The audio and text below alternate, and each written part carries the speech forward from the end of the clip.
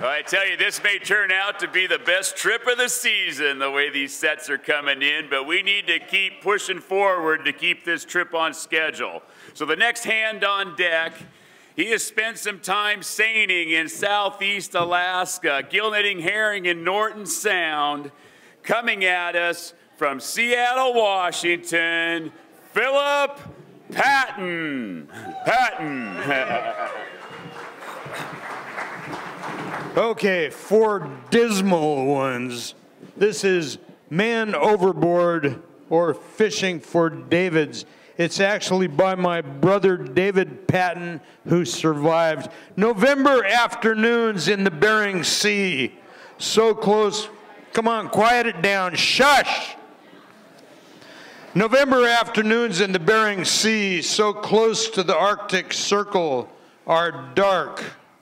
Overcast made this day darker. It might as well have been night. I'm in 34-degree water wearing a yellow rain slicker. I watched the lights of the crab boat disappear over the horizon.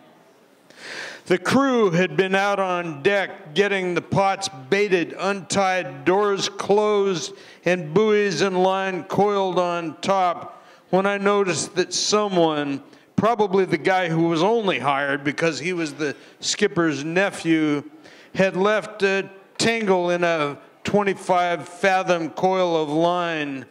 A pot will be lost if the tangle makes it too short to run from sea bottom to surface. I bent over to untangle it. Could have been my last mistake. Again, that's my brother writing. An unusually large wave rolled the boat to starboard. I went overboard behind that pot with the last 3 pots, clearing the deck of all but 2 crew. The experienced crewman, they told me later, tore off to the skipper, who checked his course. A heavy boat can't turn or stop on a dime. I swam after the buoys, but they blew away too fast, so I turned around, treading water. I watched the lights of the boat sail off, continue straight, past huge waves, and disappear. I kicked off my rubber boots and lost my rubber gloves. I tried to get free of my yellow raincoat, but couldn't. Later I heard about a guy who did get out of his yellow raincoat a month or so before. The story was that his boat spotted the coat but couldn't find him. I just tried to stay afloat. Without boots, my brother writes, for the rest of the trip I did wheel watch. The skipper had run straight until he could plot a course back. Eventually the boat approached me and I was in their spotlight. The water was lit up even when I was beneath wave crests. My clothes were dragging me under. Soon I was catching breaths only in troughs between waves. I wouldn't be around for a second pass. I understand they threw me large orange buoys we usually use as fenders. I didn't see them drift by. I didn't know they were doing anything. My half-frozen head may have invented a crewmate's voice yelling, "Swim, Dave, swim." I did see him untie a 25-fathom coil of yellow line. The water was lit like a swimming pool at night by the deck lights, and there, a couple feet above me on the surface, was the line. I grabbed it. I caught a breath and drank more seawater. They pulled me up to the side, kind of like fishing for Davids. When the boat rail rocked toward the water, they pulled me up and over. My muscles were cramped, bunched in knots from the cold. For half an hour, I lay on the deck, perhaps for a few seconds or minutes, hard to tell, gasping, Jess has had a lot of other catch before me.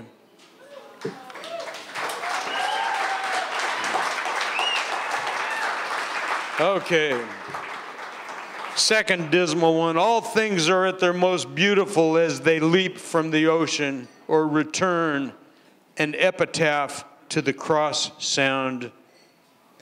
As our bow wave follows the inside passage north, the curvature of water doesn't quite keep pace with the curvature of the earth. So by Chatham Straits, we are at several thousand feet of elevation. You can tell this merely by stepping ashore, where at sea level the vegetation matches that of the Cascades after a long upward hike, or without going ashore, where in July the mountains on Baranof Island leap, snow-covered, straight out of the dawn sea, the peaks with that silvery, glistening, clear whiteness from the chill at our backs, chill sunrise at our backs. Normally our net is hauled through the power block overhead, squeezing a downpour of brown-red jellyfish tentacles onto the faces of the three of us who coil the corks, the lead line, and the web. I have some allergic reaction that makes me weak for hours.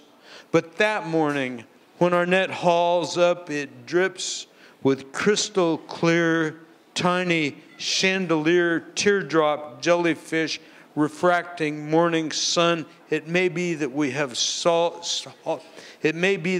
hauled the snow-covered mountains of Baranof Island straight from the deep. Another season, and outside of Prince of Wales Island, the seiner stretches one end of its quarter-mile net seaward, while I pull the other close to shore, an arc against current, the 7,000-pound skiff, the whining of its huge diesel as rollers off the Pacific lift it and me 12 feet, cresting, then we drop, all the while juggling the throttle so hawser-bearded bow almost touches vertical rock face amidst smashing waves. And when time for sorting, the young guys jump into the writhing, gasping salmon in the hold, heedless of fracturing ribs and spines, tearing flesh. With fall, we slide on the curve of ocean to lower elevations, sinking toward more southerly latitudes, past Queen Charlotte Sound, down through the arrow straight gash of Grenville Channel, where the previous June and during my final week on a seiner headed north. Toward the evening, the skipper says, "The batteries are overcharging. The regulator isn't turning off the alternator." He stops the engine. Maybe because I'm okay with the wrench, he has me remove the alternator belt. Probably had to cut it. I don't remember that. We run until the lights drain the batteries, and I put on a temporary belt with a link one can hook or unhook. We'll repeat that until we get to Ketchikan, but it means we drop a mile or two behind our buddy's boat. One hand on the wheel, from time to time I press my face into the shield of the radar. Against its green glow, cliff-bound Grenville Channel is two vertical stripes of white, maybe half an inch apart. I watch a little whitish dot somewhere ahead. Up near the left, westernmost stripe, I'm too green to know what I'm seeing. I tell our skipper, there's an odd little island or something on the edge of the channel a couple miles ahead. He says, there aren't any islands in Grenville Channel. I watch the dot detach itself from rock wall, and the cross sound radios. You'd better catch up with us. We are sinking. We catch up. She's lowering in the water. Her skipper is half into his diving gear. He'd hoped he'd have time to stuff a raincoat in a hole. No time, no time. Now he's trying to slosh gasoline into a spanking new 2-inch Coast Guard pump. The crew scampering to release the skiff that can't be winched off the deck with the engine submerged, but it's too late for the skiff, for her. She rolls toward us as we pull alongside. Her crew steps onto our boat, all except crazy Sean, who jumps into the water to test his survival suit. What? We back off. In our lights, she is like the white mountains and jellyfish the morning sun reveals upwards into our net. Some things are never so beautiful as during loss. She rights herself and goes straight down. Thank you.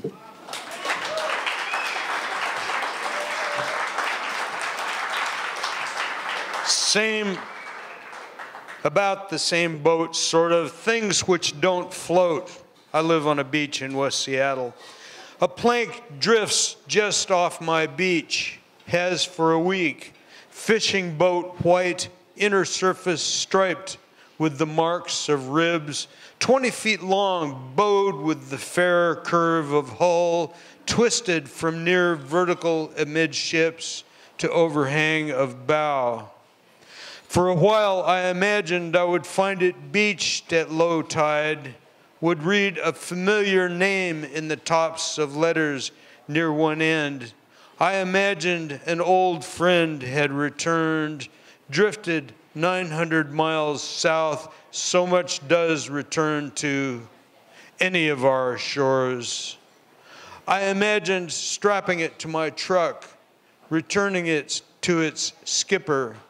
I had bought him a table dance at Chillicum Charlie's to try to distract him the day after we watched her mast slide under waves, but he had to leave, tears behind eyes. Then science kicked in. When wood sinks to 60 fathoms, it becomes pressure treated. 160 pounds per square inch, driving salt water into every pore, driving salt through the grain of wood, slowly compressing what air is trapped within to less than 1/10 of its surface volume, 1/10 its buoyancy, insufficient without help to ever float again.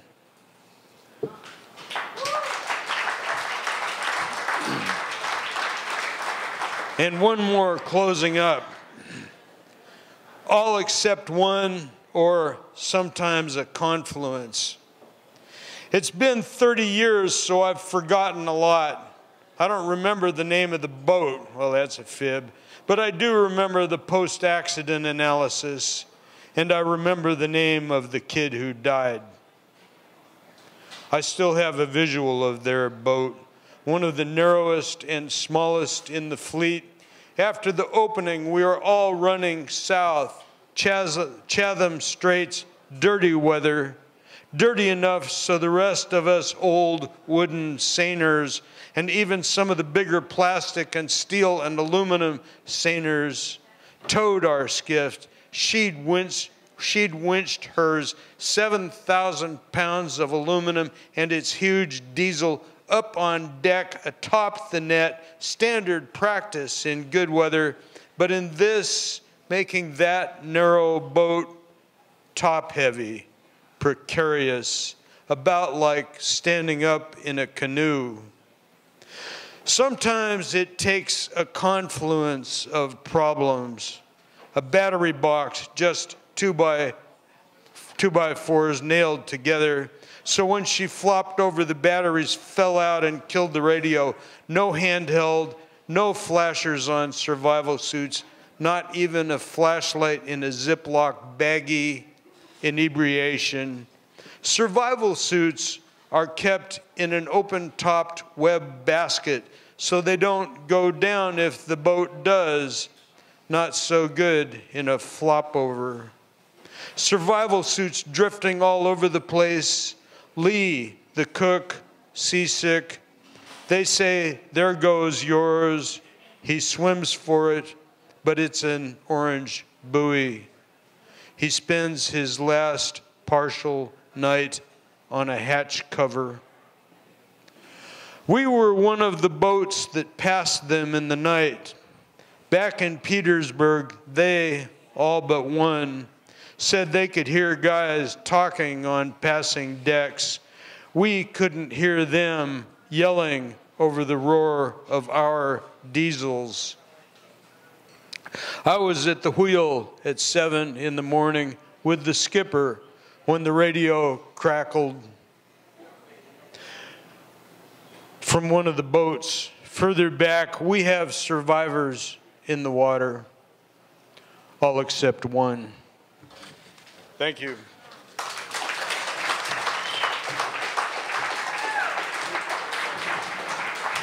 And remember to order a shot glass of fish eggs in your beer.